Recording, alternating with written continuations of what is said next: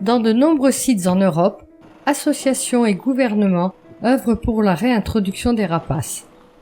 Le programme mené dans les Pyrénées espagnoles est l'un des plus connus.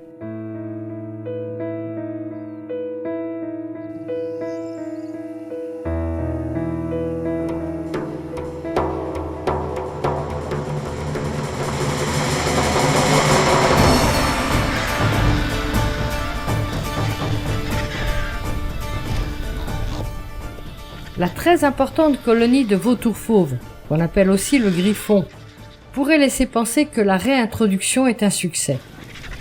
Mais le fait qu'il ne subsiste que grâce à l'approvisionnement par l'homme de sites de nourrissage impose de s'interroger.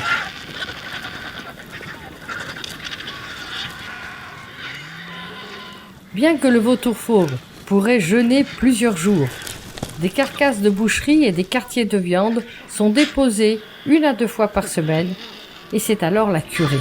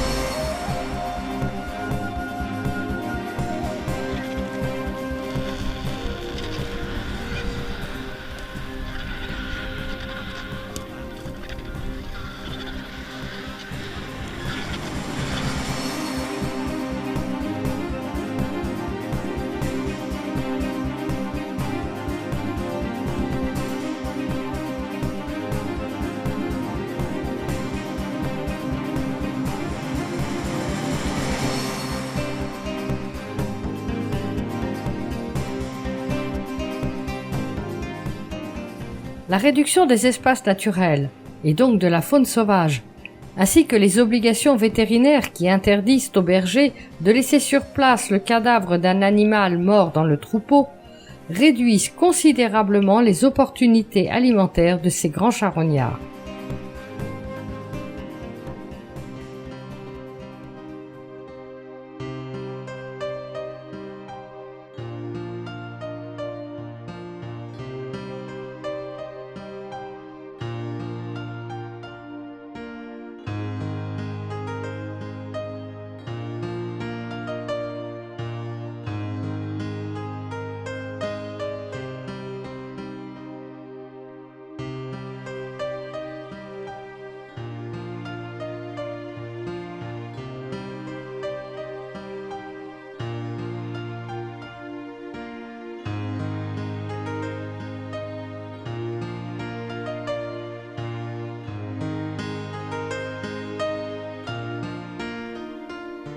Le milan royal se nourrit de petits mammifères, batraciens et gros insectes qui pullulent dans la nature.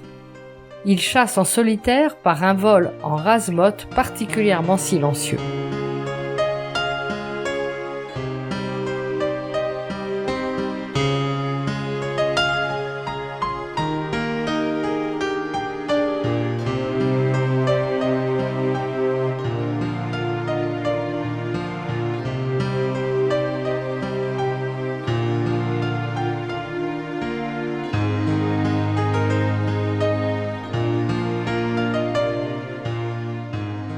Il capture ses proies vivantes et soit les ingurgite en vol pour les plus petites, soit les dépèce sur un déposoir pour les plus grosses.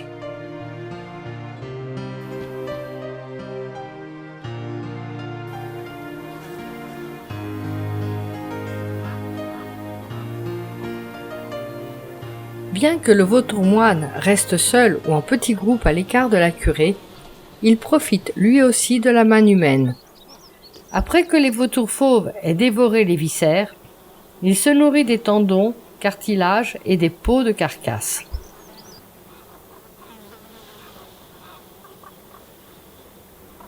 L'un des rapaces mythiques est le gypaète barbu, ici un juvénile.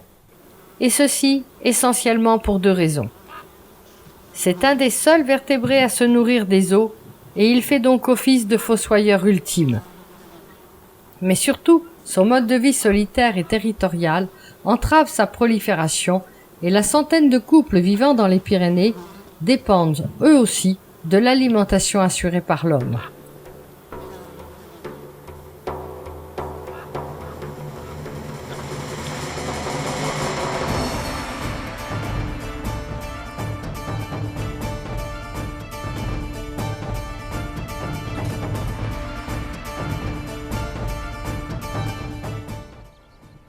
L'aigle de Bonelli, avec moins de 1000 couples dans toute l'Europe, est l'aigle le plus rare et il est classé en danger d'extinction. Il est particulièrement farouche et abandonne son territoire s'il est dérangé. Ne s'approchant pas des zones occupées par l'homme, son espace vital est de plus en plus réduit. Il se nourrit d'oiseaux et de mammifères abondants, et donc s'il est lui aussi appâté, ce n'est pas pour sa survie alimentaire, mais pour son maintien sur une aire géographique où il peut être observé régulièrement.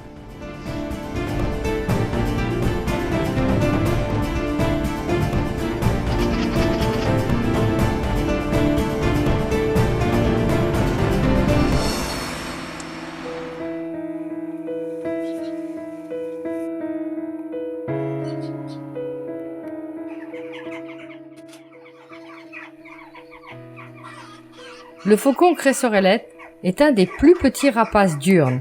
C'est un migrateur africain vivant en colonie. Sa réintroduction est parmi les plus réussies.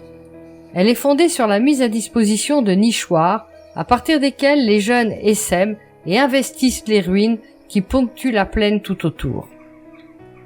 La cressorellette renoue désormais avec l'augmentation des effectifs.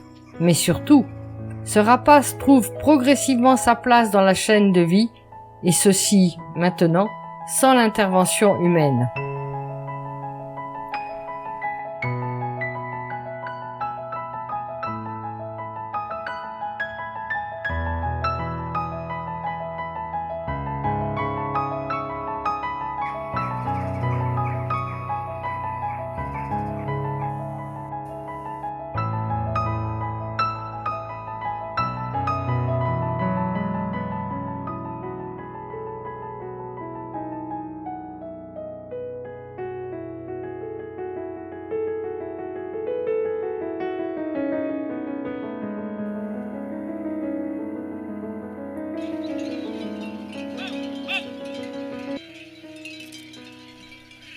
La réintroduction d'une faune carnassière est souvent polémique, y compris pour les grands rapaces. Des rumeurs de vautours affamés attaquant des moutons vivants, d'aigles emportant des proies plus grosses que lui, ont toujours existé, mais s'exacerbent quand bergers et défenseurs de la nature revendiquent les mêmes espaces. Le rôle de fossoyeur des vautours n'est plus essentiel, et l'aigle suppose de tenir l'homme à l'écart. Dès lors, d'aucuns s'interrogent sur l'opportunité de persévérer à leur maintien. Entre besoin de nourrir l'humanité en favorisant l'élevage en estive et l'aspiration à maintenir la biodiversité, le débat est loin d'être clos.